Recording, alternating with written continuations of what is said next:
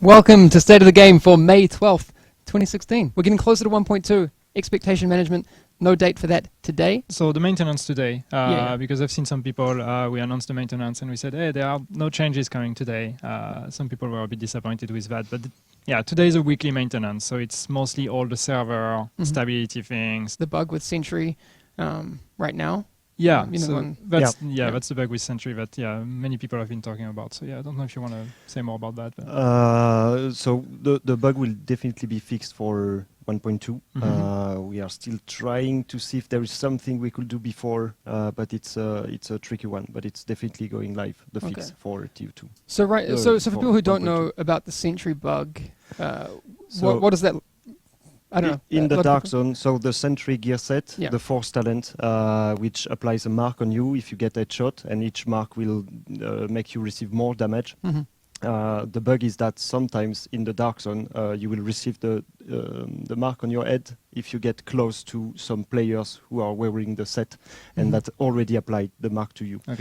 So even if they don't actually shoot at you again, you might receive that mark on top of your head, which is an issue. Not great. Okay.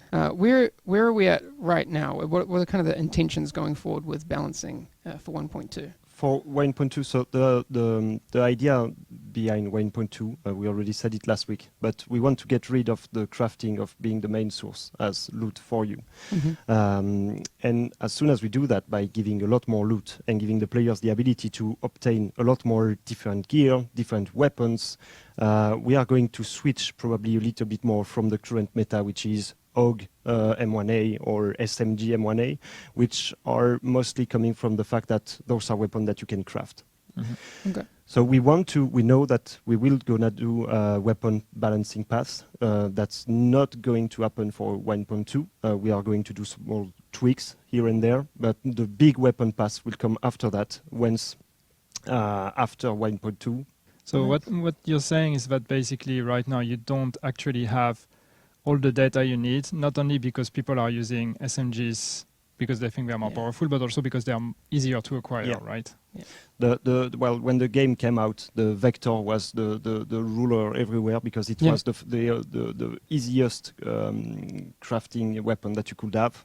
Then we switched to the AUG because it was now the newest crafting weapons. And as long as we are still in that crafting to get the best stuff, we will always be limited by the amount of weapon that the player have, because most of them will just use the weapon that they can craft.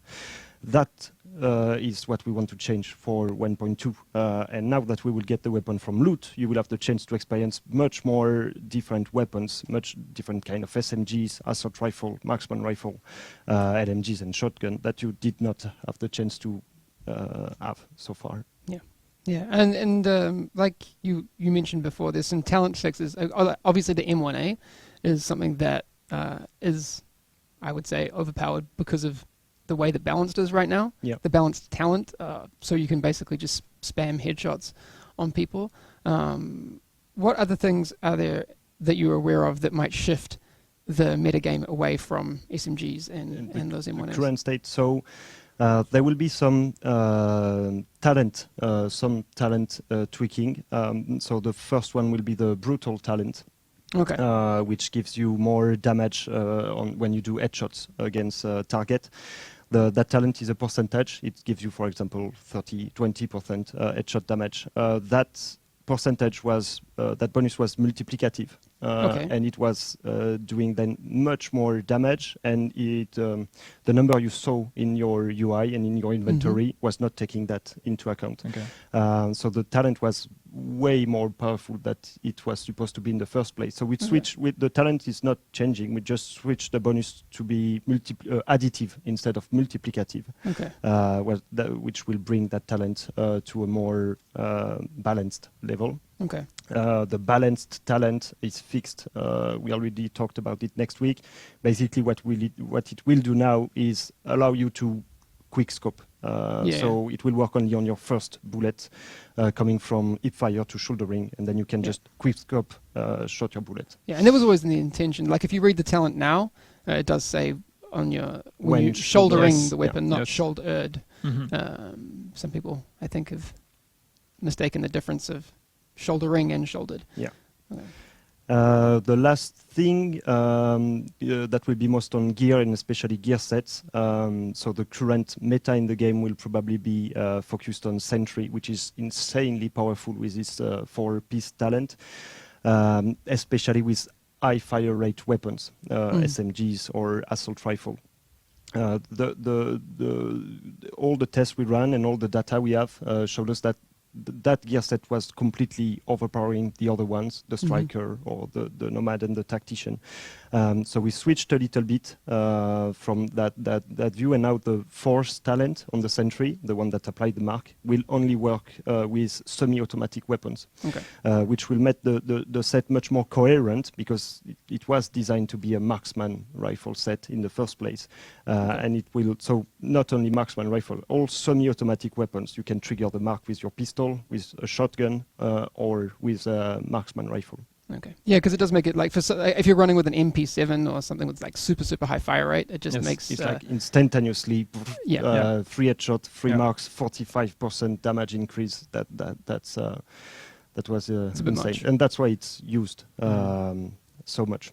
And that's something that I'm kind of jumping to another point here, but the idea that a gear set would cater to specific type of weapon is something that you also want to work with or play with a bit more with the update, right? So a gear set is not only just some bonuses, it's also attached to a certain play style. We have gear sets that are really offensive, defensive, more targeting support players. But we also want the gear sets to be a way to be more specific to certain weapons.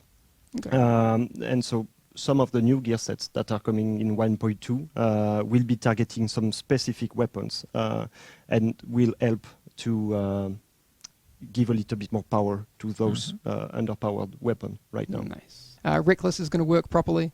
Yep. So that's going to shift things as well, because it doesn't seem like a mandatory thing. Now I know a lot of people are like, I have to run Reckless, yellow gloves with Savage. And 4-piece something, right? To get best in slot, but those things are going to shift as well.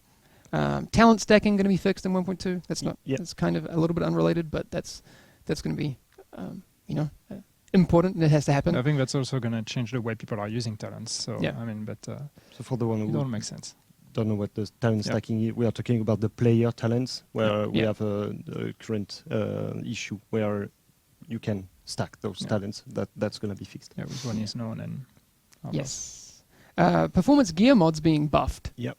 Nice. Let's talk about that for a little bit. Yep. Because I obviously right now performance gear mods are the kind of like an auto disenchant, a dismantle.